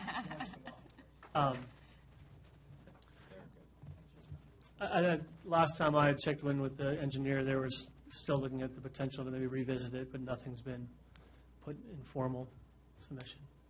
Okay. Councilman. The Haymarket self-storage, does that include all those RVs that's parked in the back? Yes, sir. Are they proposing any way to secure that area better? I was out with one of the officers on a ride along, and it seemed like that seemed to be one of those areas where people could go, they could break into those vehicles, they could be hiding out there, and it could be a potential problem for officers if we have people lingering out there knowing there's a place to sleep. You're kind of announcing that publicly. I'm teasing. Good idea. There was two aspects of it. I think one, when I was going through the site plan process with the planning commission, the question came up about security, light, and the like. There was a preference by the landowner not to have light, encourage loitering, that if anyone was in there, it should be fairly easy to spot, I assume by people using flashlights or some other activity after dark. There was interest in putting a gate at the top, when you go behind the shopping center and you see the office for self-storage and then go down the hill. They had wanted to put a gate in there for no other reason than they had a lot of soccer moms trying to find the sportsplex, going down that driveway, and then trying to turn around on the railroad tracks. And that was considered a safety issue. That is an easement, so the owner at the end of the easement was concerned. But I think the owner, as part of this application, will want to try to revisit putting a gate down there. But that would simply prevent cars and other things from going down in there. In terms of pedestrians being able to get to the site from other directions, they wanted to put some increased vegetation, some other things, but they were trying to avoid putting up any sort of fencing. When this comes to you as part of the site plan, that's probably a good time to I'll give the applicant a heads up that there's a concern about that. But that would be, I imagine, part of your deliberations once it comes before you for a decision. But how about if we even preempt it, and since it's on its third review by our staff, could we include our chief of police on that review? Certainly could, if we wanted to sit down with him with a copy of the plans, and if he wanted to have some suggestions about how to increase security. But that would have to be at the agreement by the applicant. There may be some opportunity through the special use permit process. In other words, it requires a public hearing. If there's a nexus or there's determined a need to have security fencing, we can perhaps make it as a condition of their approval. But yes, I'll take a recommendation, have Chief maybe give some preliminary suggestions on how to deal with it. I guess in their mind, on two sides, they got railroad crossing on railroad on one, creek on the other, cement concrete plant on the other side, and people would have to walk a long distance from Old Carolina down here at this bridge, so they felt there was enough man-made barriers. So maybe the final one is that gate at the entrance, and we'll see what we can do from there. Just let them know that, for me, I would review it if my chief has seen it first. Mm-hmm. Because it's going to weigh a lot what he thinks as he looks on that property. To belabor the point, that one of the issues when the gate went up really without a lot of coordination, and one of the objections from the prior police chief was that they could not get in there and provide service to the several parcels are served by that. So it was coordinating with the police to get them there's a term for like a skeleton key or something that allows the police to carry so that they can get through that gate. So that's another opportunity. So we'll definitely follow up on that. Thank you. All right. Okay. I did get the sheets revisions in this week. We had a lot of activity last week. The spring, we're getting busy. So I imagine they'll be coming to hearing in the next couple of months or so to do the rebuild. Okay. All right. Thank you, sir. All right, thank you. Next, our town manager's report. Page 62 in our packet. Thank you, Mr. Mayor, members of council. Just want to address a couple different items. I will say we actually really do benefit from having that work session, don't we? It is nice to actually be able to get some of these worked out. So we want to make sure we don't miss anything this evening. So a lot of the reports are being done verbally like we normally would do during our work session. I just wanted to address the joint meeting a little bit. Mike Chandler had emailed all of you all this past Monday on next steps. I've also talked to Mr. Chandler, and we will work together to come up with a follow-up from the joint meeting. I'm going to advise you all that what we do is we take the comments and everything and possibly bring a tweaked draft of the Code of Ethics or the Standards of Conduct and resubmit possibly in a more condensed. I know Councilman Morris mentioned he would like to see a more condensed version for you all to consider. And we may even include separating the two documents altogether. Furthermore, what I would also suggest for you all as a council is that you all adopt such guiding documents as the council, and you all can certainly sign those individually if you choose, and in general for the council to follow. To follow up with the PC, ARB, and the BZA, what I'd suggest is that we take our submitted language, or our adopted language, and submit it to them for them to consider adopting as a body, not individually, but adopting as a body. Or if they're not happy with that language, since they do serve as their own entity, if you will, their own body, the way Robert's rules would read, they could also draft their own version and then share that back with you all. As long as, I think the big key thing is as long as the boards are operating under some form of code of conduct or code of ethics, if you will. Ultimately, I think we realized there was a lot of great work done. There's still a lot more work to be done, and that it's an excellent goal to establish a quarterly or at minimal a biannual meeting with the boards.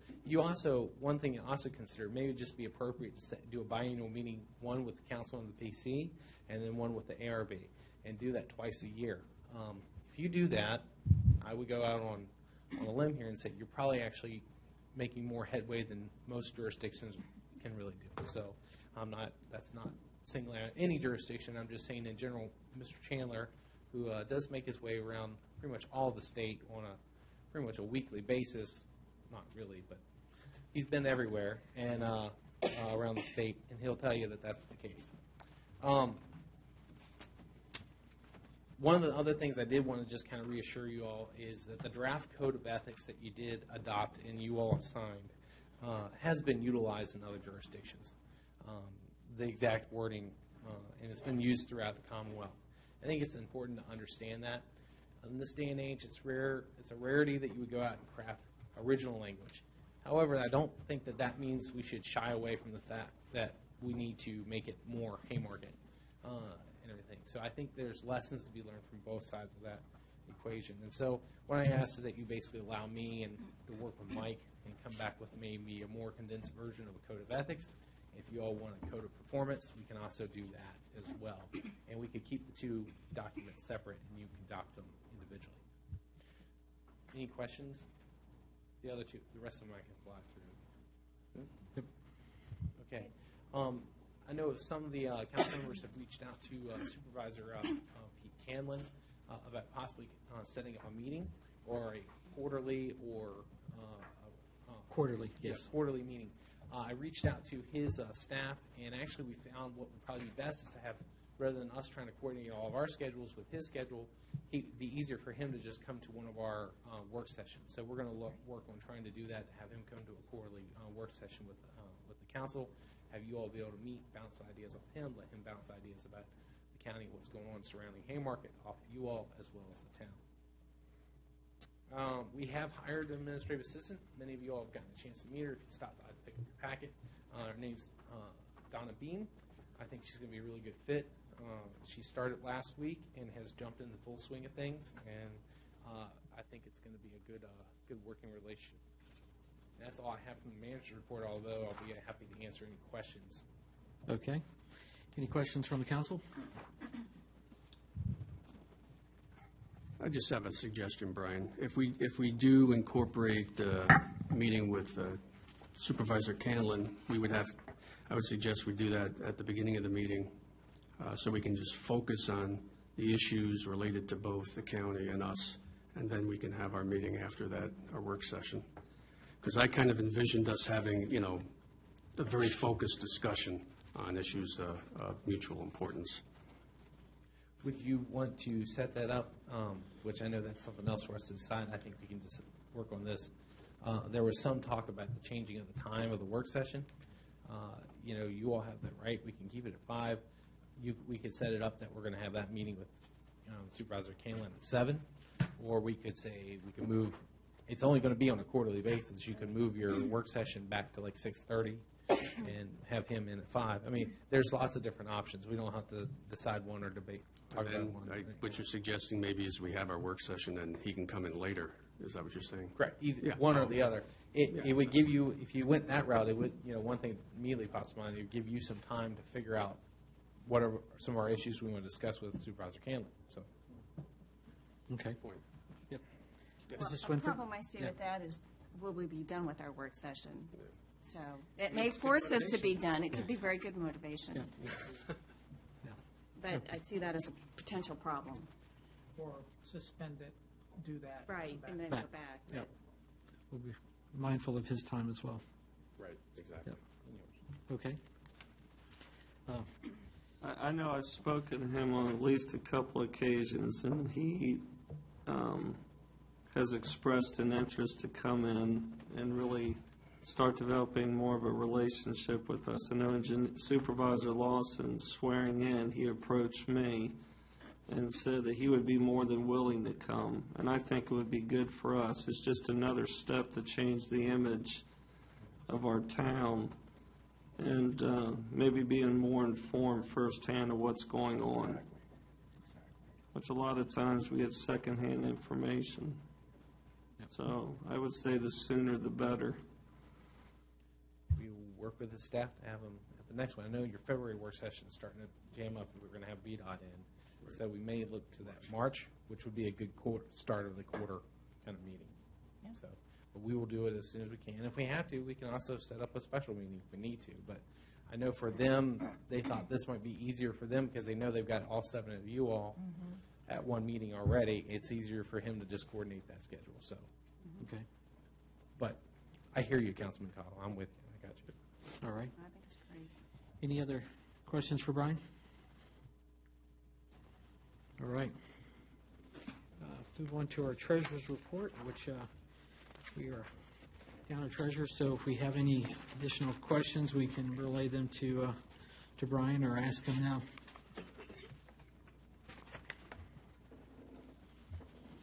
I'd like to emphasize this statement in here about the Finance Committee meeting and the Virginia Investment Pool. We are recommending adding money to that pool. We only put in $100,000 last summer, maybe early fall. Sort of test the waters and make sure we understood what we're getting into. And I know that you and I believe David met with some people there recently. Or no, I'm sorry, you two went and met. And my feedback I got was very positive in that. So I'm definitely in favor of increasing it to at least the $250,000 number, which gives us voting rights on the committees and that, and have more control over where the money is invested and that sort of stuff. So something to think about. That potentially I would like to see us act upon that next month. Okay. Can I ask a question? I mean, I see the concerns, though, with the treasurer saying that perhaps we need to hold back a decision until we know what money is going to be freed up. I feel really I strongly totally about that, disagree. too. And, Now, is this money that we can pull out at any time? Yes. That would be my question. We have Otherwise, it's sitting close there to $1 not million earning anything. sitting there, not earning Gotcha. any interest at all, other Okay. than, what, 0.25% or something. As long as it's, Stephen, what was our return? Yeah, so Calculated return Um, the last, I didn't recalculate it. like 1.5% or? Yeah, I mean, 1.9? in 4 months, we earned $400 on a $100,000 investment. I mean, that's like 0.4% interest times 3 for make it a year.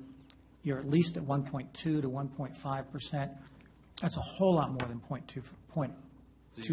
I just wanted to make sure it was money that can be pulled out any time. Can be pulled out any time. Okay. I mean, obviously, it might take a few weeks to get it. Yeah. But it's not restricted in any way. That's, okay. And it's, I mean, you have to know that there is risk there. Right. Because it's not FDIC insured or anything like that, but the things they pick are very conservative. Low volatility, not a lot of moving it around and making other people wealthy with fees and that sort of stuff. Mr. Vice Mayor, if we're going to pull any money out, we'll pull it from the lower interest rate one and not Oh, touch this absolutely. one.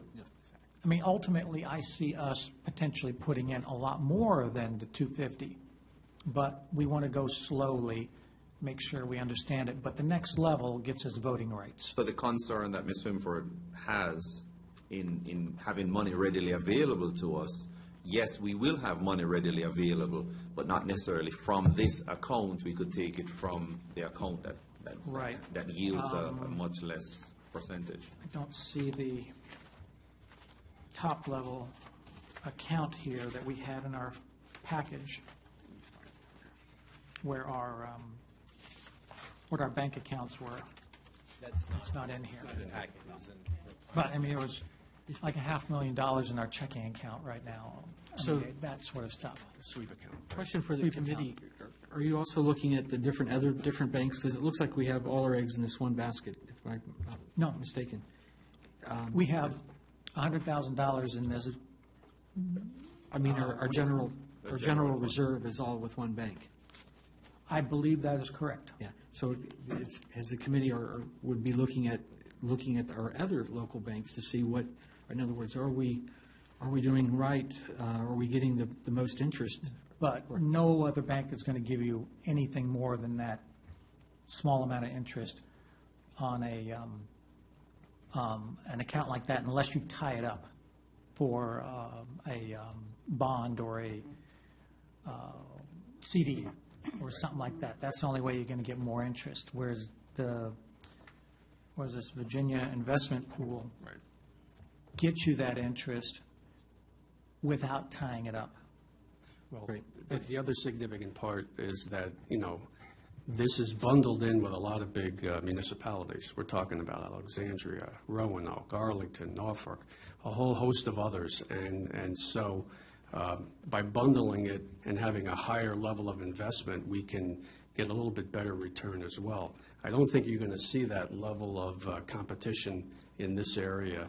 Those rates are going to maintain and stay low relative to all the banks in this area. Right. So I also recommend, as Steve, I agreed with Steve in the committee, that we could afford to do this now, out of respect to our treasurer, as she had some, she's a very conservative person. I am myself. But we think we can do it now, but we can wait another month. No, we're going to wait another month. I just want to bring it up, make sure you think about it. We're going to keep plenty of money in the sweep account. Yeah, we're not going to be at risk. There's not going to be any issues there. And once we settle on the streetscape project there, almost certainly there's going to be several $100,000 coming back to us that was not planned. And that's just gravy. Okay, all right. Any other further questions regarding it? Councilman Cobble. I have one, it's kind of unrelated, but I had one of our neighbors ask me, where are we at in the Hairover property? Where are we at in that process? I'm not laughing at that, I'm just thinking, like, how does this relate to the treasurer? I'm sorry. Well, it doesn't, but since we have you up there. Yeah. We are proceeding forward. We actually are we're setting up a meeting right now to get some of our initial study phases. Once we have presented those, what we've done is we've gone through and done a full assessment on the property in general. Some of the challenges we may have, the condition of the buildings and everything like that, to that effect. Our consultants are going to come back. We're going to be meeting with them here in the next, probably the next couple of weeks. I think actually we're trying to set that out for next week. Once that meeting has taken place, then we're going to start the public process. And that will be a process that will be open up to everybody. I mean, we're looking full gear. By the time we hit spring, we should be wrapping up the master plan. That's basically the way we have it. It's targeted, probably being presented to you probably sometime April or May. That was what the goal was in the beginning. So that's where we are right now. We've been doing a lot of the background research on the property, getting the history of the buildings, getting the condition of the buildings, seeing what they are, what kind of shape they're in with regard to possible, if we can look at reconstruction, if we look for would they be solid enough to move on the property? I mean, those are the kind of things that we're trying to assess at this point, so then we can come to the public process with at least some general ideas to say this is what we're looking at. It's not to say they stay, they go, they get moved. It's nothing to that effect. It's more of just to say, are they in good enough shape that we can factor those into the future of the Hairover property? Okay, all right. I'm sorry, Councilman Cottle, was there anything else? Or? No, there's just a lot of interest in our community, and rightly so, because we back up to that. Right. So I didn't have an answer, so I told him I'd ask and follow up. I think you're going to be looking at the public input session probably late, probably sometime March is where I anticipate it. It'll either be March unless we hit some kind of hiccup, or weather sometimes might play a role, March, April, but at that point, then we're steamrolling to actually putting the plan together. So. Okay, all right, I just want to add one thing. Relative back to the budget issue, just so we're all aware of it, the delta between the revenue and expenses is about a little less than 4%. So our revenue is coming in at around 55.5%. Our expenses are a little bit higher at around 59.5%. So we're not too far away. I mean, it bears keeping a watch on, but we are very close to our targets. Now, there might be individual areas where we're off a bit. That's all part of the budgeting process. But we had heard last week or during our joint session that we might be off a little bit higher. So I just thought maybe you might want to speak to that for a second. Sure. Basically, that is one of the things. I will tell you from a standpoint of our treasurer, she is in these numbers every single day. There are line items that we're watching. I can't say that we're not concerned about them. Some of which, we're not going to be able to address until we get towards the end of the year. I think what the concern, and I'm just guesstimating here, if you will, but if you look at the end of the fiscal year, yeah, there could be some things that could have some issues, some concerns. However, at the same time, I feel like we're solid. We've built a plan that can fall back on if we need to. We can still have areas where we can hold back some spending. The finance report that you all get sometimes is a little bit misleading. Some of those, not purposely though, sometimes those are things because of the way QuickBooks does the report. Some of the expenses, the expenses come out as they come in. Some of the revenues that are still to come in, so we're constantly getting more in, which doesn't mean that that's how much is currently there. One example is like real estate tax. When you send out the bills, the system registers that as that's what's coming. That's what's has come in. It's just one of the quirks of using the system. There's not a perfect system to use, but as Councilman Passanello pointed out, right now the delta is roughly about 4%. We're at about 55.5% on revenues and 59.4% in expenditures. We will continue to monitor this very, very closely, and we're very much aware of it. So. Okay, all right. And as a member of the Finance Committee who looks at this every month, I do not see a problem, a significant problem right now. Okay, all right. Thank you for that. Yep, thank you. All right, moving along, our council member time. We start with Mr. Cottle this evening. The only thing I have, I'd like to thank Marshawn, Holly, and Brian for getting that mess at the end of the driveway at the Harover property fixed. Our wannabe skate pond is gone. Our dog stays a lot cleaner when she walks down there. But all kidding aside, that was a real eyesore in my estimation. And I really appreciate you guys getting that done. It looks a ton better. It's without that big pool of water. And I saw them out working on Saturday, so it's nice to see projects going forward. So thank you for getting that done. Mr. Councilman Cottle, if I can just comment one thing, I will tell you what kind of perfectionists we have in Genesis who did perform the work well. They had a sub that performed it.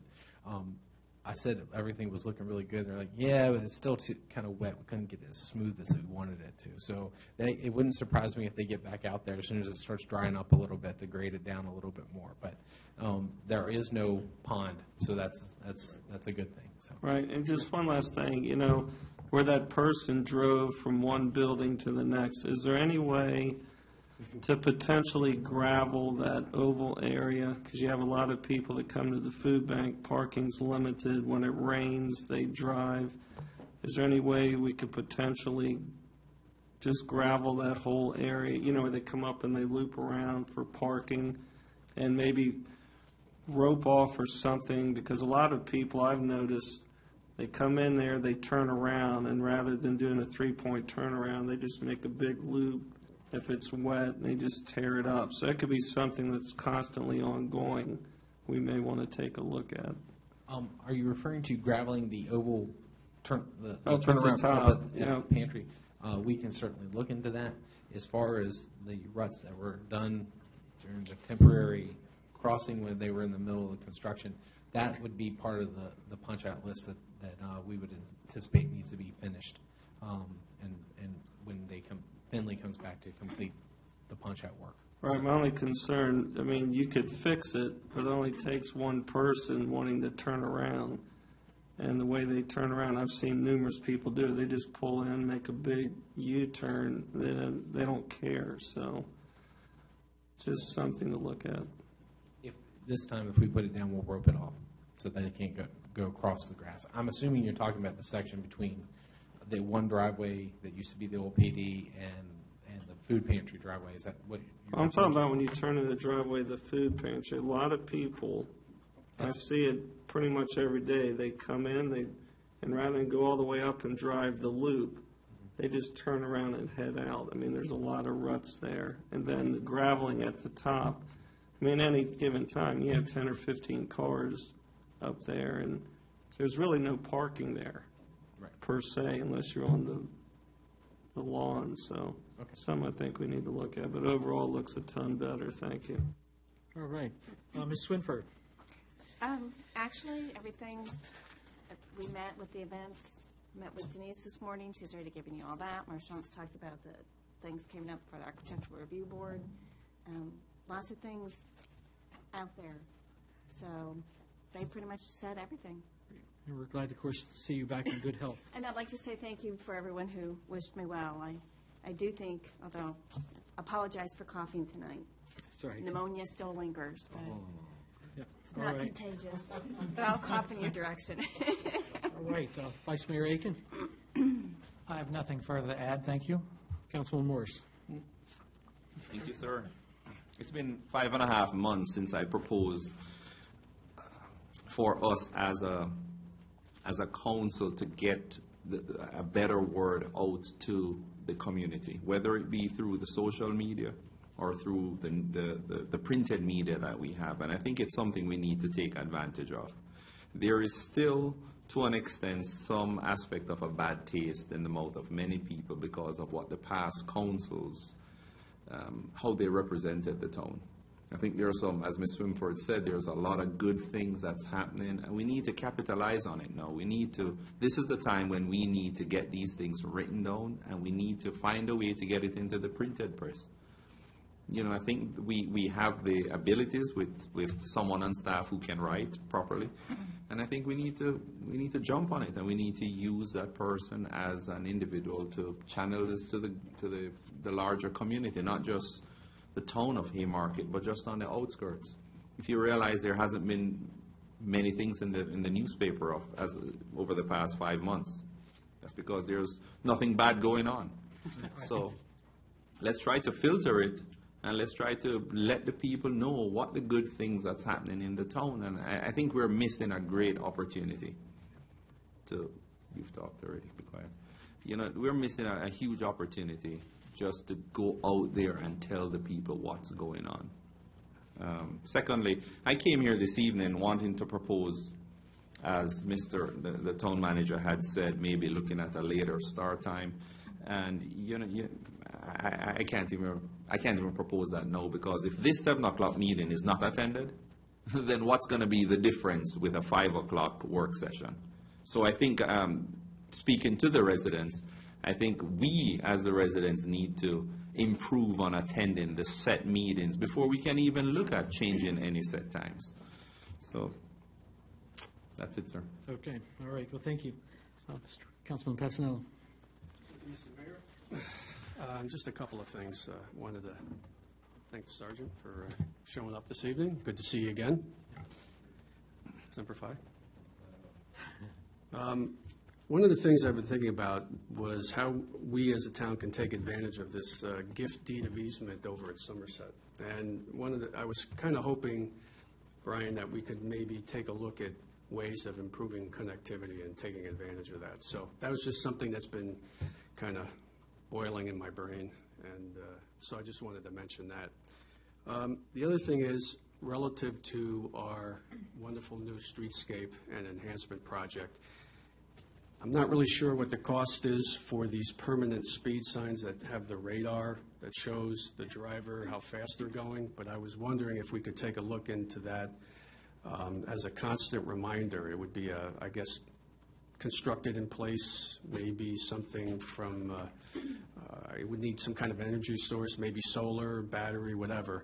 But I see a need for that still, and I know the chief is all over it, and so is the police department, but for when there's somebody out on a call and not available, it'd be nice to have something out there permanently in both directions as a reminder to folks that the speed limit is 25 miles an hour. So I've seen it in other locations, I think. Sorry? Leesburg has it. Leesburg, I've seen it in Purcellville. It's really nice because, you know, I catch myself as well, so. So I just wonder if that's something we can do, perhaps using some of the monies coming back from the enhancement project as a way of funding something like that. I don't know what the price is. I don't, you know, just something maybe we should investigate. Yep. Well, to add to that, too, Joe, at the VML conference, they had vendors that actually sold that equipment, and they can do statistics. You know, they could show when your patterns are for speeding. So it kind of digitally puts a fingerprint to each speeder, even though it's, you know, just record keeping that can be then downloaded. But and so the PD can use that data. You can use that data for maybe for enhancing that, knowing that during these period of times we have a problem. Yep. Certainly worth looking into it. Absolutely. Yep. Okay. Thank you. Yep. Councilman Woods. I would add my voice to support those permanent speed trap signs. Speed signs, no trap, no trap. You just made the press there, Councilman. I also find myself, when I see those, I consciously slow down. Sometimes I don't realize how fast I'm going, and just that visual reminder is excellent. I would not support changing the time of the work session. That's my personal opinion. I like it at 5. Gives me a chance to still have a little bit of an evening after the session. And other than that, I have nothing else. Okay. All right. A couple points here. We attended the Capitol last week, and they had the winner. And I'd like to recognize Nassim Hobson from Regional 7 out of Hopewell, Virginia, that won the essay contest, If I Were a Mayor. I'm trying to see if we can get that video. I think his parents actually took the video, and I'd like to put it up on our website. And along with, it's going to be our winner that we're looking at finalizing and announcing this week we had almost 60-some applicants. 62? Oh, 60? Yeah. I think it was like 62. And that out of the entire state of Virginia that participated in this, there are just under 1,000 people that are students that participated. So out of the town of Haymarket, we captured almost 6% from the whole state of Virginia, which I thought was really good. And then listening to Nassim's, it was very, very moving. I can understand why their panel there chose him as their state winner. But and the only other news that I'd like to bring to us is David J. Berry. He was one of 10 people that were killed on Tuesday at a hotel in Libya. David, his wife Elizabeth, and 4 children live in the Green Hill Crossing community. David was a Marine Corps veteran for 12 years, staff sergeant, served in special operations, performed counterintelligence. David's father was quoted as saying he loved what he was doing, and he was truly an American patriot. I'd like to also tonight order that our flags for the town of Haymarket be flown at half-staff until the internment. And so, yeah, I think we our town mourns for his loss, and of course look to his family that we could see if we could help. I think Councilman if you could maybe speak on, you visited his home and his wife and reached out to her. Yeah, that was quite an experience just to visit her, because there's very little that you could say to a mother of four who has just lost the breadwinner of her family.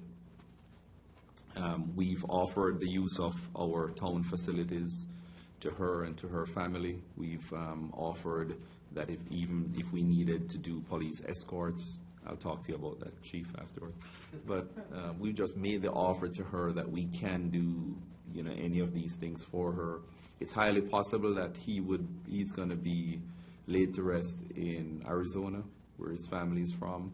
But the wife, Elizabeth, she's getting comments from people who live in this area that they would like to do something. So I will find out more tomorrow and probably send out an email as to what it is that we could do for her, Okay. the family. All right. And with that said, I think that's all I have. We're good? Okay, all right. Make a motion, we adjourn? Second? Motion has been seconded. All in favor, say aye. Aye. Thank you all.